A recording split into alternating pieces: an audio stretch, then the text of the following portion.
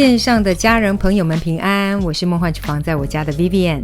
收到雪片般飞来的留言，很多的朋友都给他 complain， 都说上次分享的侯布雄先生的马铃薯泥筛薯泥的部分给他筛到手断掉。为了补偿大家， Gennady 给大家介绍的这款食谱完全不用手筛，随便青菜压压就好。然后这个 original 的食谱原创人也是有来头的， KFC 肯德基爷爷大家都知道吧。今天这个复刻肯德基爷爷的马铃薯泥，台湾的 KFC 已经很久没有供应这道马铃薯泥，今天也算是唤醒我记忆中的味道。不啰嗦，赶快来准备所有材料的部分。所有材料配方就请大家自行萤幕截图，文字食谱的连结我也会放在资讯栏当中，需要的朋友点开资讯栏就可以看到。先介绍一下淋在马铃薯上方的 gravy 里面的主材料，因为我知道大家现在都很懒，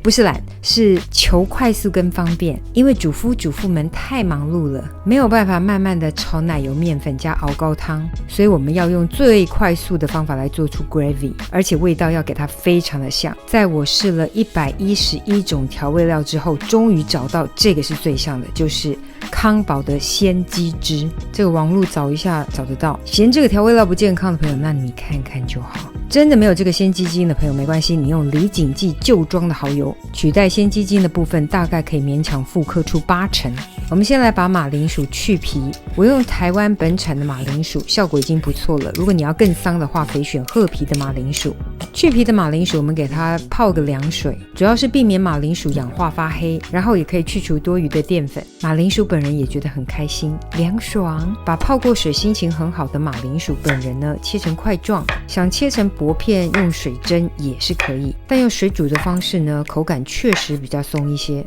所以我还是最推荐等等用水煮的方式。建议在家闲闲没事做的朋友可以试试看水蒸马铃薯跟水煮马铃薯口感的差异，欢迎留言分享口感。我们就煮滚一锅水，撒上些许的盐打个底味，然后直接倒入马铃薯块，继续维持中大火加热。再次大滚之后呢，我们就盖上锅盖，火力可以稍微调小一点点，记得用个导热保温良好的锅具来煮，就水煮个20分钟，焖个5分钟，可以拿只筷子或是刀子测试一下，就是要煮到咪桑桑，就是绵绵松松软软的意思。接着过滤掉多余的水分，光看画面你就知道有多桑，这就是我推水煮法的原因。水分进入马铃薯块当中会更湿软，然后记得一定要趁热压，趁热压才会又松又软。先把马铃薯的组织呢给压松捣碎，先随便的压几下，然后趁热把奶油块给加入，用马铃薯泥的热度呢去融化奶油块，等于是用热的马铃薯来融化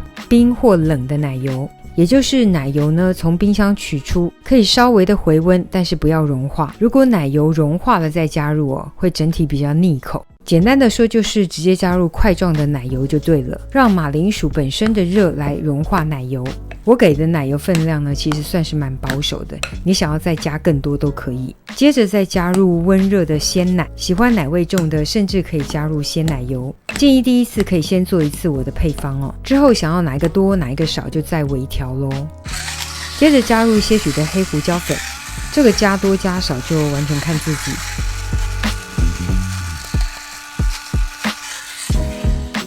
接着加点盐调味，调味的部分比较主观，大家就记得尝一尝是最棒的。想要更湿润奶味更重一点的，就再补一些的牛奶或鲜奶油，记得要补温热的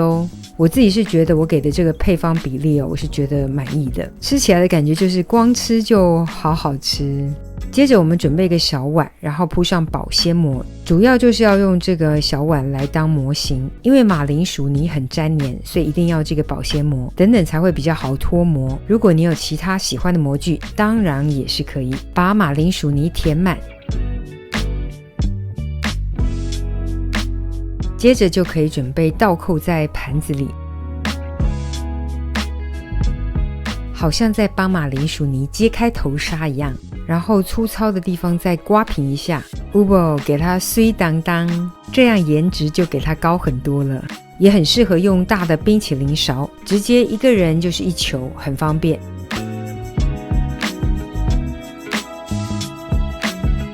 接下来要来做 gravy，这个淋在薯泥上面的肉汁，我承认真的是偷吃步，把所有材料加一加，拉拉直接上锅煮到浓稠的状态，就是掏夹波的 gravy。传统做法的 gravy 是要把奶油炒面粉，炒到变成褐色，然后再加入高汤，才能做出 gravy。但我想大家应该会觉得真的很麻烦。这个掏夹波版本的 gravy 成品相似度真的接近90%。想到大家忙碌的应该没有时间炒奶油面粉跟熬高汤，我想这个版本应该是最适合大家的。直接把调好的这个酱汁呢，中大火煮到滚沸，开始冒大泡泡，这样就可以关火咯。是不是超简单？直接给它淋在薯泥上方，就可以直接开吃。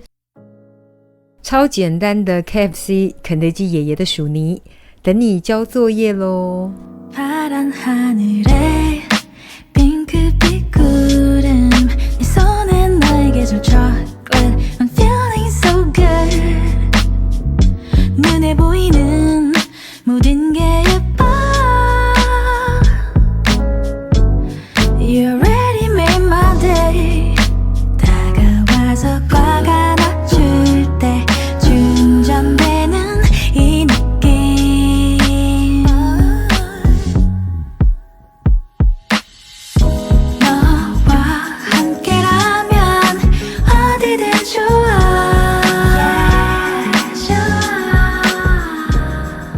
这就是今天的食谱分享，别忘了按赞、订阅、开启小铃铛，然后立马分享给亲朋好友，让他做给你吃。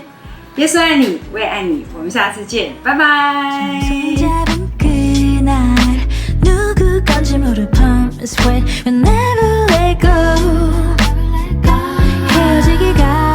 아쉬운